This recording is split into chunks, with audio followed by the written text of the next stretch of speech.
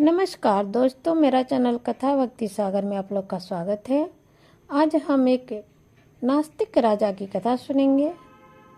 एक नगर में एक नास्तिक राजा राज्य करता था। उसने अपने नगर में मुनादी करवा दी, घोषणा करवा दी कि सभी मंदिर जो भी है, सभी भगवान के मूर्ति मंदिर सबको तोड़कर मेरे राज्य से हटाया जाए, और नहीं तो मेरे 3 सवाल का जवाब दो। क्योंकि वो बिल्कुल नास्तिक राजा था। अब जनता जो थी परेशान हो गई, प्रजा। सबने पूछा, महाराज क्या प्रश्न है, पूछिए, हम लोग शायद दे दे उत्तर। उस राज्य में जो संत महात्मा थे बड़े बड़े, वो सब चिंतित हो गए। राजा ने प्रश्न किया कि भगवान है तो कहाँ है, दिखाई क्यों नहीं देते हैं? पहला उनका ये क्वेश्चन था।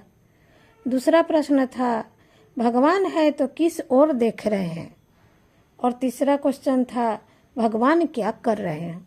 ये तीन प्रश्न का उत्तर उन्होंने घोषणा करा दी कि 1 महीना के अंदर अगर मुझे संतुष्ट कोई उत्तर मिल गया तो ठीक है, वरना 1 महीना के बाद इस राज्य में जो भी है मंदिर मूर्ति भगवान का सब हटा दिया जाएगा।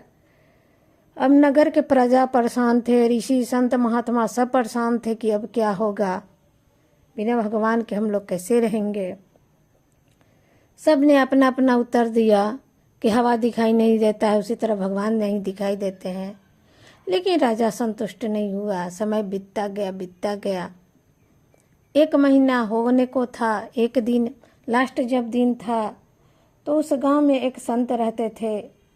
संत अपने घर भगवान के मूर्ति के पास खड़ा होके जोर जोर से रो रहे थे, बोल रहे थे कि भगवान, आज अंतिम लास्ट दिन है, आपको मेरे घर से मूर्ति को हटाना पड़ेगा, क्योंकि महाराज ने ऐसा घोषणा किया है।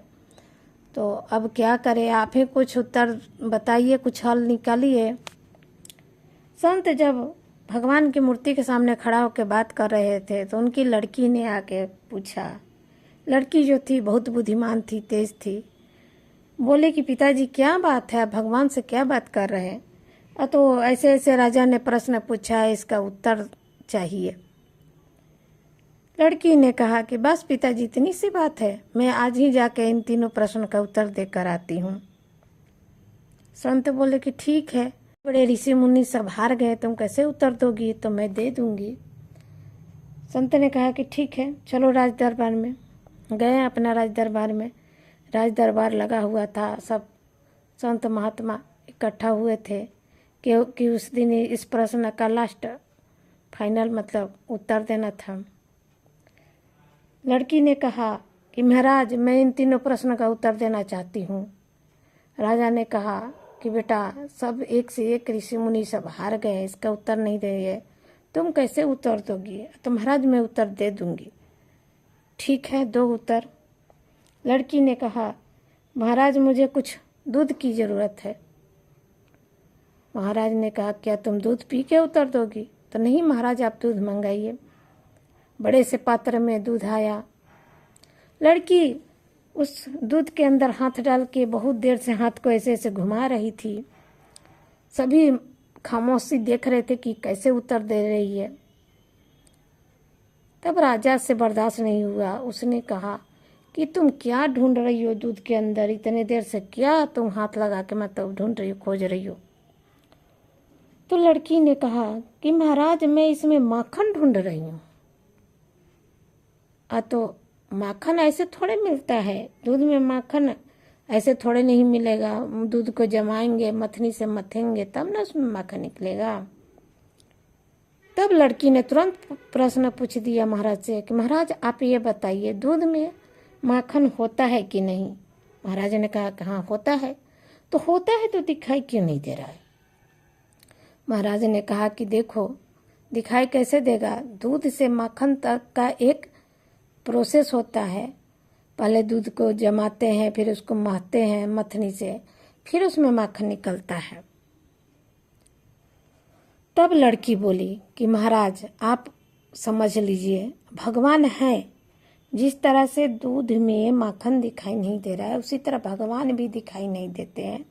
भगवान तक भी पहुंचने का एक प्रोसेस है, तरीका है। भगवान को हम भक्ति करेंगे, पूजा पाठ करेंगे, श्रद्धा करेंगे, तब कहीं जाके हमको भगवान दिखाई देंगे, तब हम भगवान तक पहुंचेंगे। जैसे दूध, माखन के लिए दूध को जमाते हैं, फिर मथते हैं, फिर माखन मिलता है। उसी तरह भगवान के पास जाने के लिए भी, भगवान तो सृष्टि के कण कण में समाये हुए हैं, बस उनको देखने का सही तरीका चाहिए। उनको मन की श्रद्धा से आंखों से देखिए, भक्ति भाव कीजिए, तो भगवान आपको जरूर एक न एक दिन दिखाई दे देंगे। अब राजा उस लड़की के बात से सहमत हो गए, समझ में उनको बात आ गया और उन्होंने बहुत खुश हुए और उन्होंने जो राज्य में मंदिर वगैरह तोड़वाने वाले थे सब कैंसिल कर दिया और भगवान पर भी विश्वास कर लिए और सभी राजी खुशी रहने लगे।